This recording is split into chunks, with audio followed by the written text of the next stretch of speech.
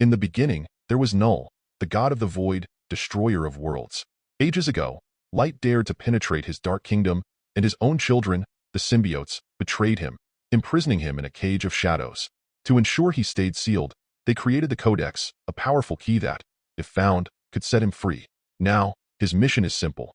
Retrieve the Codex, break free from his prison, and extinguish all life, leaving only the symbiotes as his eternal reward for them. Cut to a chaotic bar scene. Eddie Brock, otherwise known as Venom's host, is deep in conversation with a bartender when a blinding portal rips open before him. He's yanked away. Frustrated with the endless cross-dimensional travel, Venom growls, "I'm sick of these universes. I just want some peace." But his rage gets the best of him, and he thrashes the bar, leaving the poor bartender frozen in shock. Meanwhile, Eddie catches a news report about the recent, tragic death of Detective Patrick Mulligan, a reminder of the chaos he left behind. Knowing he can't return to San Francisco, Eddie mulls over his next move. His past connections might just hold the answer. He has dirt on New York's district attorney, enough to blackmail his way to a clean slate. Venom, whose dream of seeing the Statue of Liberty has been dormant, takes this as the perfect opportunity to cross it off their list. They set off on foot, but Venom has other priorities. "We're fugitives, Eddie," he warns with a gleeful snarl, "and if anyone tries to stop us, I'll eat them." But they're not alone. Eyes watch them from afar through hidden security cameras. Venom suddenly detects a dark presence and drags Eddie into a shadowy alley. They stumble into an underground ring, surrounded by caged fighting dogs. Just then, the owners, a gang of smugglers, appear, taunting Eddie about his big mistake and promising a brutal end. Eddie, undeterred, retorts that the dogs come first, demanding they all be set free. But the thugs scoff, launching an attack. Eddie transforms into Venom, erupting into a savage brawl, tearing through his foes one by one. As the last thug falls, Venom attempts his iconic line, "We are Venom." But their timing is hilariously off, and they resolve to work on it. They barely finish before Venom devours the criminals, and as they prepare to leave, a dog eagerly chews on Eddie's sandals, leading him to steal one pair of shoes off of the criminals. Their triumph is cut short. A sinister creature from Null's army, a twisted symbiote symbiote monster. Meanwhile, the unknown observer watching them reports to his superior, General Strickland. Back at the bar, the bartender notices something strange, a small fragment of the symbiote left on the table. General Strickland arrives, seizes the sample, and interrogates the bartender, who nervously describes Eddie as a man with strange arms, talking to himself. Elsewhere, Dr. Payne, a scientist plagued by haunting dreams of her and her brother getting struck by lightning. She was the only survivor now living her brother's dream. Awakens to urgent news. Strickland is headed to Area 51 and wants her to come along.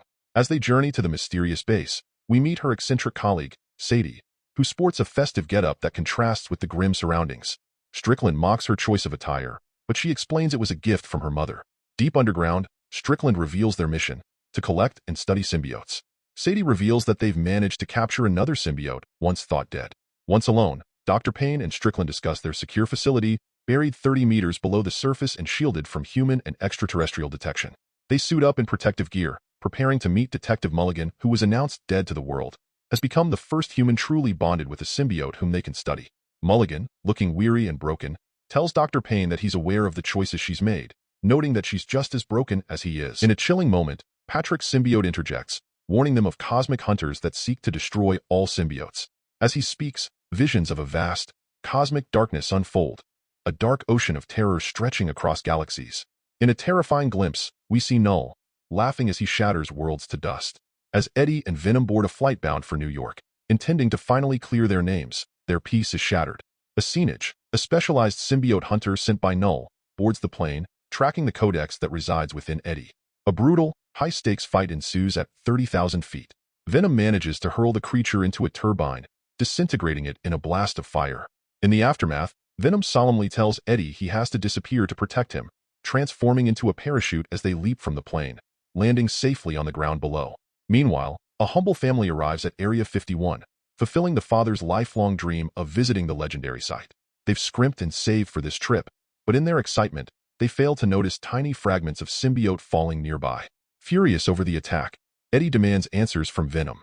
The symbiote explains that the creature on the plane was a Scenage, one of Null's deadly hunters. More are bound to follow. Venom's tone darkens as he explains his origins, sharing the grim tale of Null's betrayal and the creation of symbiote hunters.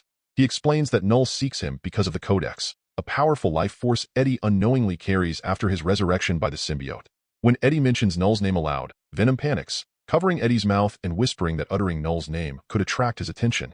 Null is drawn to the codex, but if either Eddie or the symbiote dies, the codex will vanish forever, a bond that ties them both to life. Their journey continues across the desert, where they spot a lone horse. Though Eddie is skeptical, they seize the opportunity for a faster ride. As they gallop into the horizon, the weight of their journey, caught between worlds, hunted by cosmic forces, hangs heavily over them, but Eddie and Venom press on, ready to face whatever monstrous threat lies ahead. Strickland and Dr. Payne engage in a heated debate over the true nature of symbiotes. Payne is convinced they're fleeing from some looming terror, while Strickland insists it's simply migration. Their intense discussion is cut short when they receive urgent news. A man has just leaped from a plane under bizarre circumstances. Strickland wastes no time, mobilizing his troops to investigate. They quickly locate Eddie and Venom, now on the run.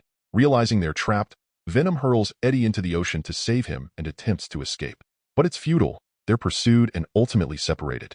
To elude capture, Venom morphs into a fish and swims away, while Eddie, now cornered, is forced to shoot an agent in self-defense, leaving him deeply shaken by the violent act. Captured and weakened, Venom finds himself restrained, just as Strickland observes a terrifying creature honing in on Venom's signal. This monstrous symbiote hunter closes in fast, intent on capturing him.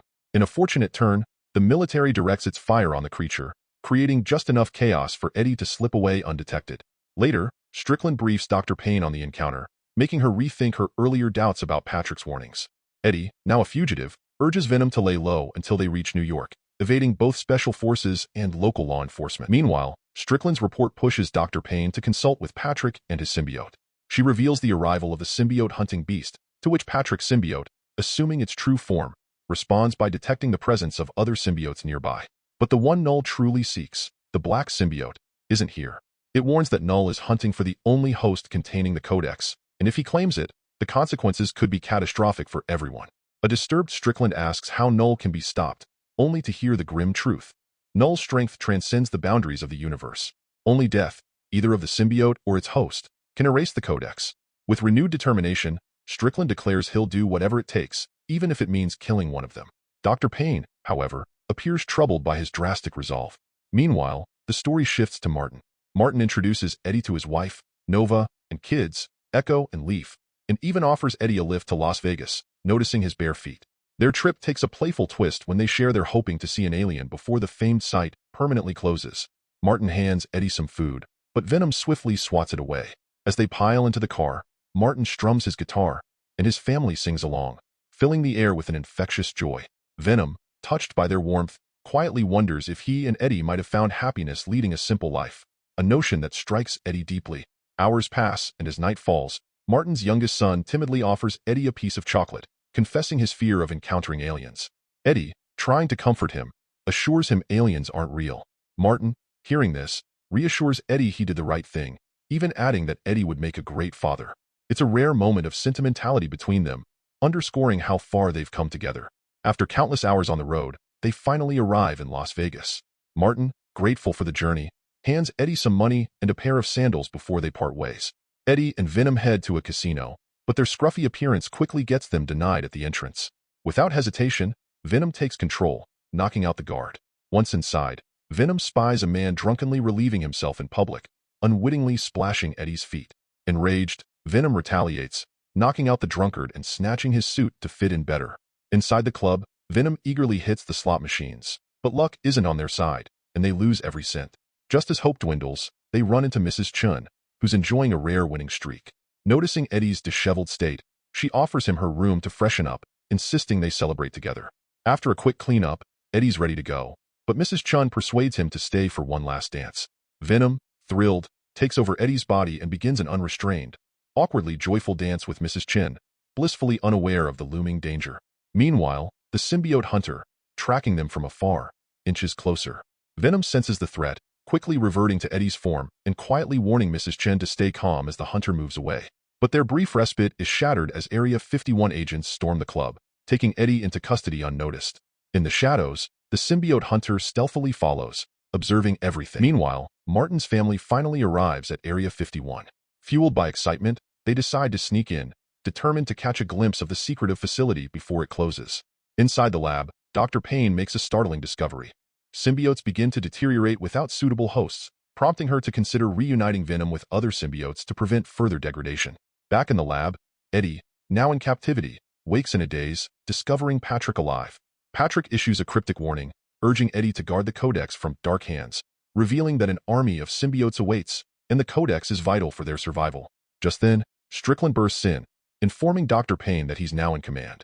Coldly, he unveils his plan to eliminate Eddie and destroy the Codex, thereby keeping it out of Null's grasp. Horrified, Dr. Payne vehemently opposes his ruthless decision, but Strickland remains unmoved.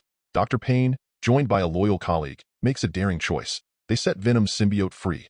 Now unleashed in its raw, true form, Venom swiftly returns to Eddie. But the monstrous symbiote hunter, also lurking in the lab, immediately senses Venom's presence and lunges to capture him.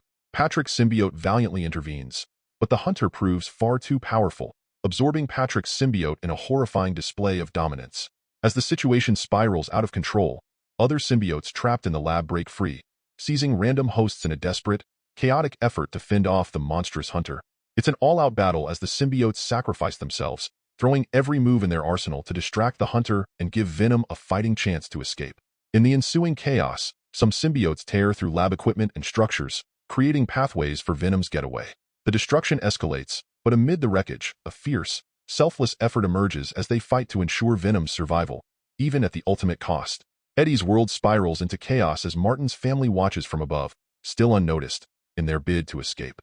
In the midst of their flight, Dr. Payne snatches a container containing a symbiote and races off.